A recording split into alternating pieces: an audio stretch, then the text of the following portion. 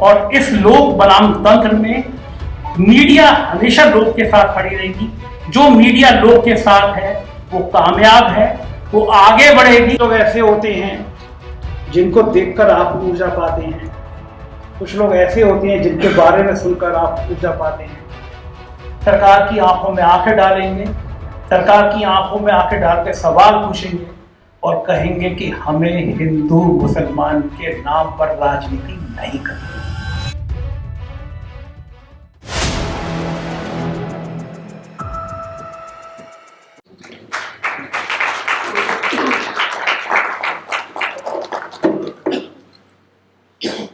बहुत बहुत धन्यवाद रूपरेखा जी आपका। यहाँ आए हुए सभी विशिष्ट अतिथि जिन्होंने अपने जीवन का महत्वपूर्ण समय उसके कुछ वक्त मेरे लिए निकालिए, मैं उन सबका हृदय से आभार व्यक्त करता हूँ। कि जब रूपरेखा जी ने कहा कि लोक या तंत्र मीडिया किसका, तो मेरे जहन में दो सवाल आए। अगर आप सड़क चलते हुए किसी से भी पूछेंगे लोक या तंत्र में मीडिया किसका, तो 100 में से 90 लोग कहेंगे कि मीडिया तो साहब का, मीडिया तो सरकार का। लेकिन फिर आप गहराई से पूछेंगे कि सही बताइए, सोच के बताइए मीडिया किसका, तो उसमें से बहुत लोग कहेंगे कि मीडिया उनका जो इस दौर में भी सच बोलने की हिम्मत करते हैं।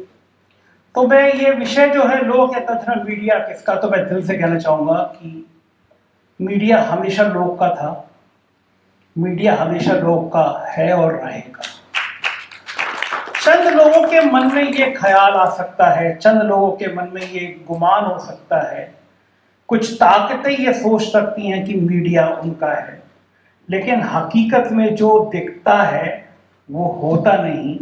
जो साहेब अपने घर पे बैठ के सोचते हैं, जो मुगालता पालते हैं, सच वो नहीं है। अगर सच ये होता तो जिनको सरकारें मीडिया कहती हैं उनको देखने वाले, उनकी व्यूअरशिप इतनी बुरी तरह से नहीं घटती, और वो सारे लोग, चाहे वो आशुतोष हो या कोई और दूसरा नाम हो, उनको सुनने के लिए दीवानगी से लोग सड़कों पर इंतजार नहीं करते, उनके साथ फोटो नहीं खिंचाते, उनके साथ खड़े होने की हिम्मत नहीं करते। एक तरफ से सरकारी मीडिया के लोग हैं, जब वो कवरेज करने जाते हैं किसी दूर राज्य में तो डरते हैं कि 4-5 सिक्योरिटी गार्ड ना हो, तो उनको जनता के बीच जाने से डर लगता है। और एक तरफ से जो एक्शन में पत्रकारिता कर रहे हैं उनको लोगों के बीच जाने में खुशी होती है। और सड़क पे चलते हुए ये फर्क साफ नजर आ जाता है कि लोकतंत्र में मीडिया किसके साथ है। मैं मानता हूं कि ये दौर बहुत बदलाव का दौर है, और निश्चित रूप से ये दौर इतिहास के लिखने का दौर है, क्योंकि आजादी के बाद से आज तक देश में कभी ऐसा दौर भी आ जाएगा कि मीडिया घराने सरकारों के इशारे पे खड़े हो जाएंगे, ये किसी ने कल्पना नहीं की थी। और किसी ने ये भी कल्पना नहीं की थी सच बोलने वालों की, सरकार की आंखों में आंखें डालकर सवाल पूछने वालों की विरोध में सरकारें खड़े हो जाएंगी। हम लोगों ने जब पत्रकारिता शुरू की थी तो एक सिद्धांत पढ़ा था, एक सिद्धांत सिखाया गया था, एक सिद्धांत बताया गया था कि जो सरकार बताती है वो विज्ञापन होता है, और जो सरकार छुपाती है वो खबर होती है। उस खबर का पालन करना है, हमें विज्ञापन का पालन नहीं करना। अखबार में भी पॉलिसी होती थी कि भाई विज्ञापन भी जरूरी है अखबार चलाने के लिए, तो एक मार्केटिंग की टीम होती थी, एक संपादकीय की टीम होती थी, और ढेर सारे ऐसे लोग होते थे जो संपादक के कमरे में जाने में मार्केटिंग के हेड डरते थे कि संपादक का मूड कैसा होगा। अखबार का मालिक भी, बहुत बहुत संपादक हुए, राजेंद्र माथुर से लेकर प्रभाष जोशी तक एक लंबी श्रृंखला है, कि अखबार का मालिक भी जिसको वो वेतन दे रहा है, संपादक के कमरे में जाने से पहले कई बार सोचता था कि संपादक से एक लाइन भी कह पाऊं या नहीं कह पाऊं। वक्त बदला, मार्केटिंग के लोग अखबार की खबरों का स्थान लेने लगे, पत्रकार नेताओं से जाके पूछने लगे पैकेज कितने का देंगे, इतने कॉलम की खबर इतनी की, इतनी कॉलम की खबर इतनी। और भी वक्त बदला। हम लोग तो बहुत छोटे से जिले से उठ के आए पत्रकारिता करते हुए। नौकरशाहों और राजनेताओं ने इस वक्त को बहुत पहचाना। एक जमाने में कोई खबर छपती थी, जिले में तहलका मच जाता था, जिले के कलेक्टर, एसपी लोकल पत्रकार को मैनेज करते थे कि भाई तुम चाय पी लो, हमारे साथ दोस्ती रखो। उनको लगता था दोस्ती होगी तो शायद खबर थोड़ी हल्की हो जाएगी। वक्त बदला, इन ब्यूरोक्रेट्स को, इन पॉलिटिकल लोगों को लगा कि क्यों पत्रकार पे टाइम वेस्ट कर रहे हैं, सीधे संपादक से बात करते हैं। संपादक से बातों का सिलसिला शुरू हुआ, संपादकों की भी ऐसी कमात जमात आनी शुरू हुई। फिर उनको लगा संपादक से क्यों बात करना, जब मालिक तो अपना दोस्त है, जब मालिक ही झुकने को तैयार है तो हमें उन लोगों से क्या बात करना जो मालिक की नौकरी करते हैं। और धीरे धीरे कारपोरेट और मालिक का संबंध खत्म होता चला गया, बढ़ता चला गया। और अखबार किसके हो गए मुझे कहने की जरूरत नहीं, चैनल किसके हो गए कहने की जरूरत नहीं है। स्थिति यहां तक खत्म में आ गई कि मार्केटिंग के लोग कहने लगे कि सर संपादकीय पेज की जरूरत क्या है, एक पेज खराब जा रहा है, एक पेज सरकार का विज्ञापन होगा तो काम बढ़ जाएगा। ये स्थिति आई। मैं इस दौर की भी कल्पना नहीं करता था कि सरकारें किसी भी स्वतंत्र आवाज को खत्म करने के लिए इस हद तक चली जाएंगी, इस हद तक परेशान करने लगेंगी। और मैं कभी कल्पना भी नहीं कर सकता था कि इस दौर में जब सरकारें इस हद तक जाएंगी तो कुछ लोग, देश के चुनिंदा लोग, चंद लोग रीढ़ की हड्डी तान के खड़े हो जाएंगे, सरकार की आंखों में आंखें डालेंगे, सरकार की आंखों में आंखें डाल के सवाल पूछेंगे और कहेंगे कि हमें हिंदू मुसलमान के नाम पर राजनीति नहीं करनी। जब दंगे होते थे, एक टाइम में बहुत दंगे होते थे, इस बात का ध्यान रखा जाता था पत्रकारिता करने में कि मरने वाले का नाम भी नहीं आना चाहिए, जिससे पता न चले कि किस समुदाय के व्यक्ति की मौत हुई है। अब कोई थप्पड़ मार दे समुदाय विशेष का तो हेडिंग बनती है, नाम के साथ हेडिंग बनती है। ये वक्त का चलन है, वक्त का दौर है। लेकिन इसी दौर में फिर जब कोई समाज जागृत होता है, जब कोई रूपरेखा खड़ी होती है, जब आप जैसे लोग खड़े होते हैं, तो वक्त फिर बदलता है। फिर वक्त बदलता है तब गोदी मीडिया के, विज्ञापन के लोग, मार्केटिंग के लोग कहने लगते हैं कि साहब सरकार के अलावा विज्ञापन तो कहीं से आ ही नहीं रहा, और सरकारें भी आपको कितना दे देंगी। उनको पता है कि आप कि कौन कौन सी नस दब गई, कौन कौन सी फाइलें दब गई, और आपका आधा विज्ञापन भी देंगे तब भी आपको हिंदू मुसलमान के दंगे कराने हैं।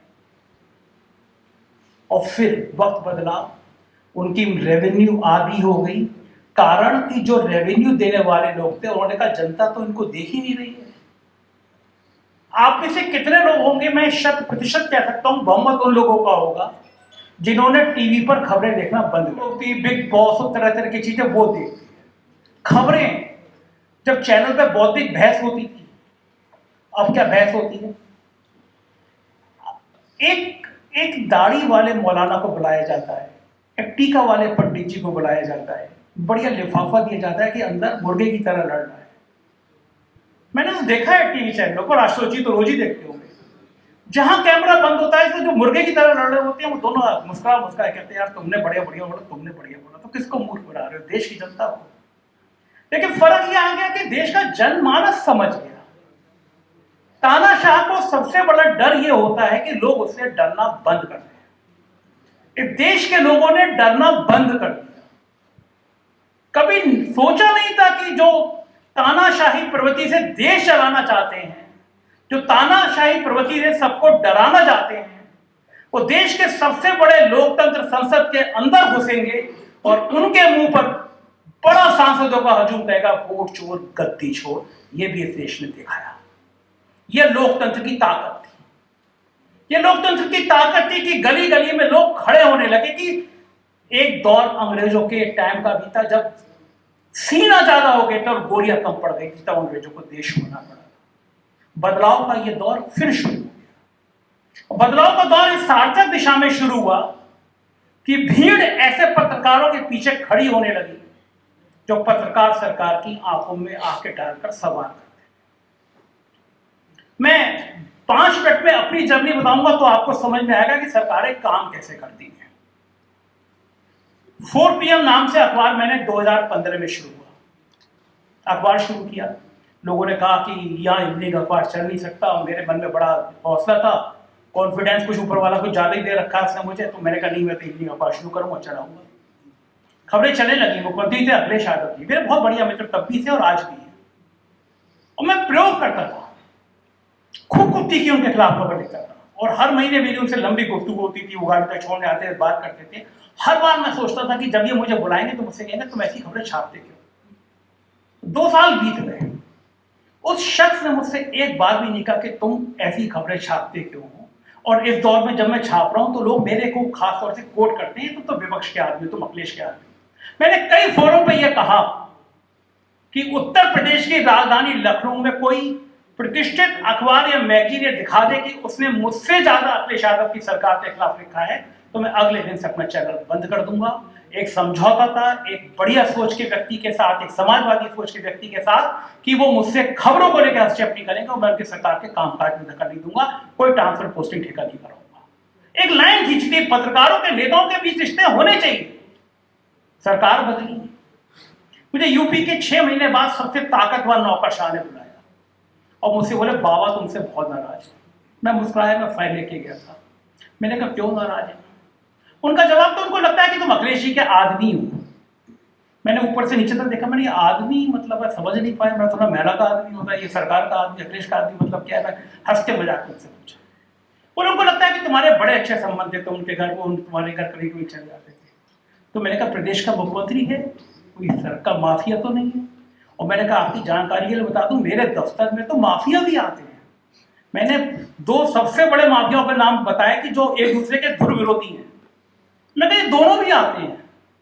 अखबार का दफ्तर शिवजी की बारात है, मेरे संघ के प्रचारक भी आते हैं, मेरे विश्व हिंदू परिषद के लोग भी आते हैं, मेरे कम्युनिस्ट लोग भी आते हैं, भाजपा के भी आते हैं, सपा के आते हैं, कांग्रेस, सब आएंगे। पत्रकार का काम है सबसे मिलना। आपका बर्तन कौन सा जल ग्रहण करता है ये उसकी बात है। गांधी जी ने भी कहा था पाप से झगड़ा करो पापियों से। नहीं, मैं एक विचारधारा का विरोधी हूं। वो विचारधारा जो लोगों के बीच बंटवारा करती है, मैं उसका विरोधी हूं, मैं व्यक्तियों का विरोधी नहीं हूं। उससे बोले कि संजय तुम्हें पता है कि सरकार का बजट कितना है? मैं कहा बजट तो बहुत बड़ा होता है। बोले नहीं, सूचना विभाग का। मैंने कहा जी पता, थोड़ा वो तो पता है। बोले इतना बड़ा बजट है कि हम तुम्हें आराम से हर साल 10 करोड़ रुपए का विज्ञापन देंगे। तुम ये पहला पेज जो छापते हो ना, इसको मत छापो, क्योंकि तुम्हारा पहला पेज कभी केजरीवाल ट्वीट कर दे रहे हैं, कभी राहुल ट्वीट कर दे रहे हैं। तो मैंने उनसे बड़े हंसते हुए विनम्रता से कहा कि मेरे आपके 15-20 साल पुराने रिश्ते हैं। आप सोचिए, लखनऊ से 10,000 अखबार छपते हुए, अमर उजाला जागरण की 5वीं पीढ़ी है जब यह अखबार बन पाया, और मेरे अखबार को 2 साल हो गए। 2 साल में आप उससे बुला के कह रहे हैं कि सरकार को दर्द हो रहा है, आपको दर्द हो रहा है, तो ब्रांडिंग का इससे बड़ा नमूना क्या हो सकता है? और मैंने कहा आप सोचिए, मीडिया के पर्सन के लिए, किसी अखबार के मालिक के रूप में, इस देश में ब्रांड बनना मुश्किल होता है। लोग पहचानने लगे, लोग चर्चा करने लगे। और मैंने कहा ये फाइल में लेकर आया हूं, सूचना विभाग में आप लोगों को शायद पता नहीं होगा कि रोज एक अखबार जमा होता है। मैंने कहा पूरा सपा सरकार का ये जमा है और ये 100 खबरें देख लीजिए। हेडिंग पता कैसी लगाता था? डीजीपी ने एक क्रिमिनल के पक्ष में चिट्ठी लिख दी एक इंस्पेक्टर को कि भाई ये समाज में इन्होंने बताया है कि विधायक जी ने कि अच्छे आदमी इनके खिलाफ जांच वाच न की जाए। मैंने कहा डीजीपी को राइट ही नहीं है कि मुकदमे में। तो मैंने हेडिंग लगा दी थी, डीजीपी बिकता है, बोलो खरीदोगे। इस दौर में हेडिंग लगा दूं तो शाम तक इस टांग में गोली लगते कर दिया जाएगा कि मेरा दाऊद इब्राहिम से रिश्ता है। लेकिन वो अखिलेश की सरकार थी। मैंने उनसे कहा कि चलो उदार बनिए। अखिलेश यादव जब मुख्यमंत्री थे, मैं किसी नेता की तारीफ नहीं कर रहा, लेकिन कुछ चीजें जिसकी अच्छी बता रहा हूँ। जब मुख्यमंत्री थे, एक प्रेस कॉन्फ्रेंस हुई और प्रेस कॉन्फ्रेंस में राजकमल पेपरवेक्स ने एक किताब का प्रकाशन किया जो अखिलेश यादव के ऊपर बने हुए कार्टून के ऊपर किताब थी, पूरी कार्टून, बहुत तीखे कार्टून अखिलेश यादव का। मुझे वो पल अच्छा लगा कि जो व्यक्ति अपनी आलोचना अपने मंच पर कराने की हिम्मत रखता है वो व्यक्ति बड़ा होता है। मैं उनसे मना करके आया कि साहब 10 करोड़, 20 करोड़, 30 करोड़ अभी फिलहाल इनकी जरूरत है नहीं मुझे। अखबार के तेवर तो ऐसे ही रहेंगे, गलत नहीं छापूंगा, जो सोचूंगा वो पहले भी छपता था और छपेगा जरूर। क्योंकि आप समझिए कि 2 साल में अगर अखबार इतना दर्द दे रहा है, इसका मतलब मैं सही लाइन पे हूं। वो अखबार ही क्या जिसको पढ़ के सरकार के माथे पर पसीना ना आए? वो खबर ही क्या जिसको सुनकर सरकार के माथे पर शिकन ना आए और सोचे कि कैसे कैसे रुकवाए इस खबर को? वो पत्रकार ही क्या जिसकी बात सुनकर लोगों के दिल में खून ना खौरे कि ये सरकारें कर क्या रही हैं, ये आपके विकास के लिए लेकर आई थी, ये अपने और अपने परिवार का विकास कैसे कर रही? वो पत्रकार ही क्या? मैं मना करके आया।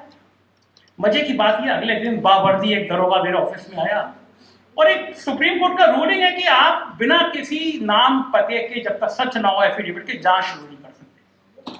24 घंटे बाद एक 5 लाइन की चिट्ठी लिखी हुई थी उसमें कि संजय शर्मा पे बेशुमार दौलत है, देश के जाने किन किन हिस्सों में मेरे 5 स्टार है, इस टाइप की चिट्ठी थी और रामूलाल झूम नहीं रही, नाम पता सब फर्जी, और सरकार ने मेरे खिलाफ आर्थिक अपराध अनुसंधान की जांच शुरू कर दी।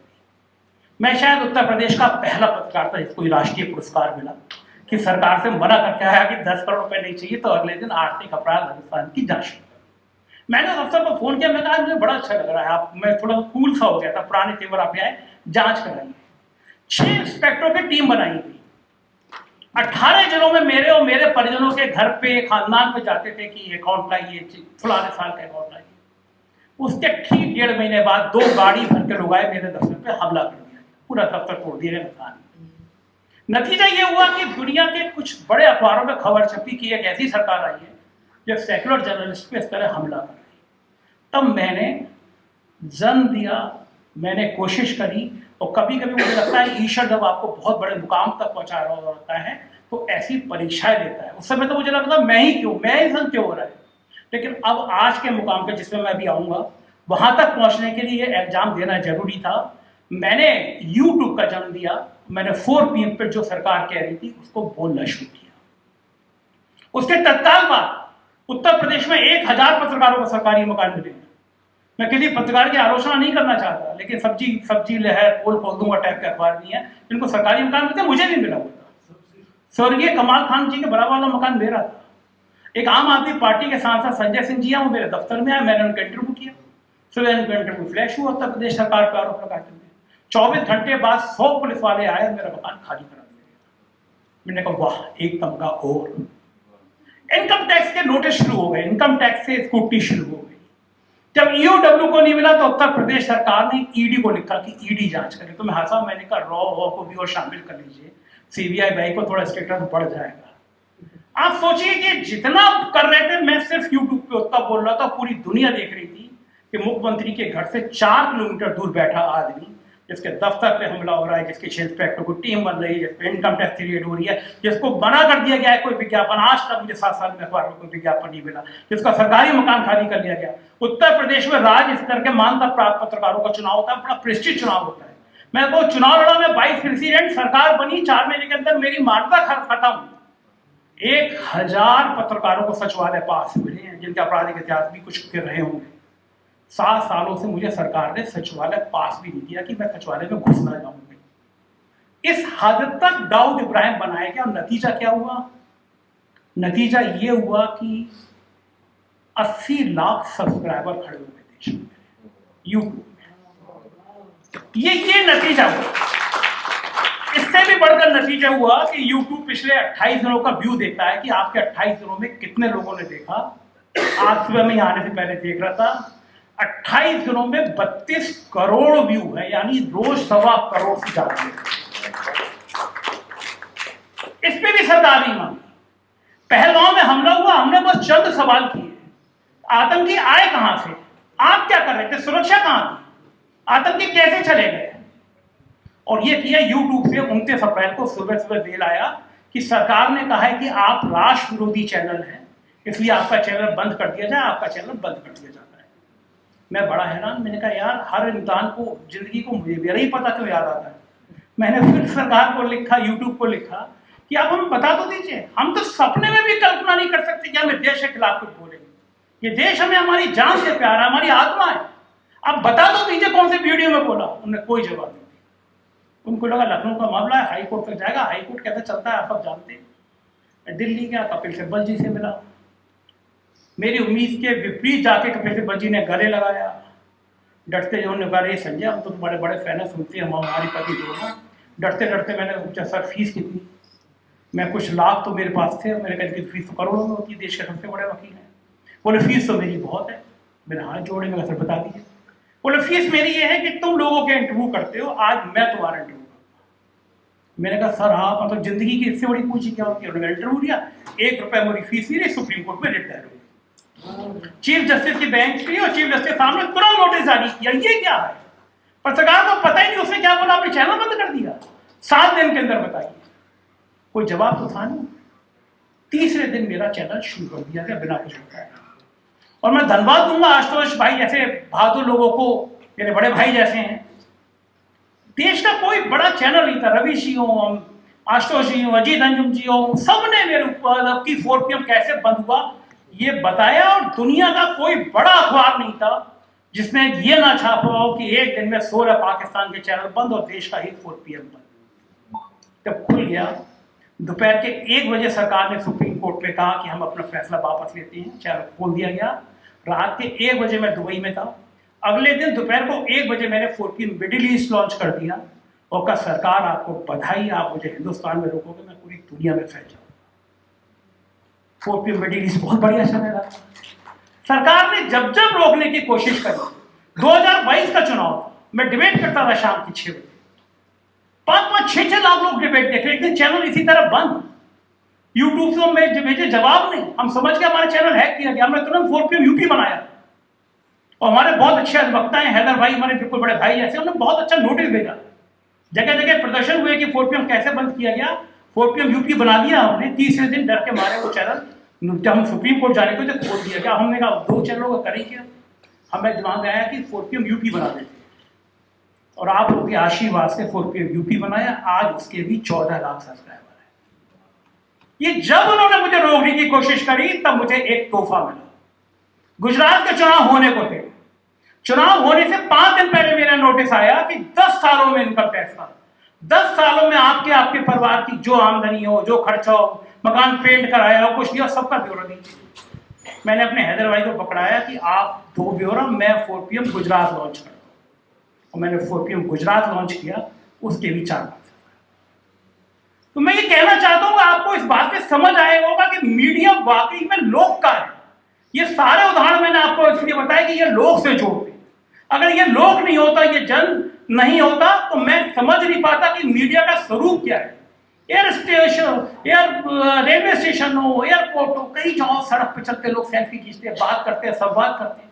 मैं दुबई गया तो 1 महीने तक मैं 3 लोगों को मना करना पड़ता था लंच में, किसी और क्या डिनर में, किसी कोई दीवानगी। क्या किसी आपने कल्पना करी किसी गोदी मीडिया के चैनल को हो जाएगी?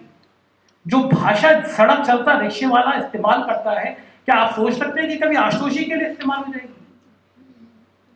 बड़े चैनल भी आशुतोष जी को इसलिए बुलाते हैं कि उन्हें बैलेंस करना होता है, वरना इनके बीजेपी के लोग कहेंगे ये तुम रटा रटा या टेप बोल रहे हो, कुछ तो विपक्ष की सुन लो, कुछ तो सरकार से सवाल पूछने वालों को बुला लो। तो ये मजबूरी हो गई है, उन्हें अब विश्वसनीय चेहरे भी चाहिए क्योंकि उनकी टीआरपी खत्म हो। तो यकीन मानिए कि ये दौर वो दौर है, फिर पलट के वो दौर आया है कि तानाशाही खत्म होगी। कभी ऐसा नहीं रहा कि कोई व्यक्ति, कोई तानाशाह इस मुगालते में रहा हो कि वो जिंदगी भर सफर करेगा, उसी की हुकूमत चलती रहेगी, उसी का इकबाल चलता रहेगा। मैं तो बस ये कहूंगा कि वो शायद वसीम बरेलवी का शेर है, मुझे पूरे शेर तो याद नहीं हो पाते, कि वो झूठ बोल रहा था इतनी खूबसूरती से कि मैं एतबार ना करता तो क्या करता। ये लोग इतनी सफाई से झूठ बोलने की कोशिश करते हैं कि लोग भ्रम में आ जाते हैं। लेकिन मुझे बड़ा अच्छा लग रहा है कि इसी बीच फिर उत्तर प्रदेश के चुनाव नतीजे आते हैं। तमाम जगह ये कहने के बाद मुसलमान आपकी भैंस खोल के ले जाएंगे, मुसलमान आपके मंगलसूत्र चुरा के ले जाएंगे, मंगलसूत्र टूटी मुसलमान खोल के जाएंगे, तब भी उत्तर प्रदेश ऐसा राज्य इतिहास याद रखेगा कि एक संकेत देता है, संदेश देता है कि इस नफरत का जवाब उत्तर प्रदेश अयोध्या से देता है कि यहाँ नफरत नहीं, प्यार की भाषा जीतती है। नफरत करने वाले, धर्म के नाम पे बोलने वाले नहीं, हिंदू मुसलमान सिख ईसाई के प्यार की भाषा बोलने वाले लोग कामयाब होंगे। और इस लोक बनाम तंत्र में मीडिया हमेशा लोग के साथ खड़ी रहेगी। जो मीडिया लोग के साथ है वो कामयाब है, वो आगे बढ़ेगी। और निश्चित रूप से जो तंत्र के साथ खड़ा है, पैसे को आप बहुत बड़ा भ्रम मत पालिए। ये ताकत, ये सत्ता, ये पैसा बस चंद मेहमान हैं चीजों के। असली ताकत लोगों के दिलों में पहुंचना है। और मैं दावे के साथ कर सकता हूं कि इस देश के बहुमत में दिलों के पास जो पहुंचती है, दिलों तक जो अपनी झंकार देती है, दिलों तक जो घंटी बजाती है, वो सच में वही मीडिया है। और वो मीडिया आप जैसे लोगों के प्यार और आशीर्वाद के साथ बनी है। आप लोगों के प्यार और आशीर्वाद जो मुझ जैसे इंसान को भी सुनने के लिए इतनी देर बैठ सकते हैं, ये मेरा हौसला है, ये मेरा भरोसा, ये मेरा विश्वास है, ये मेरी ताकत है कि मैं जैसा काम कर रहा हूं ऐसा ही करता रहूं, तभी आप लोगों का प्यार मुझे मिलता रहेगा। बहुत बहुत शुक्रिया, थैंक यू।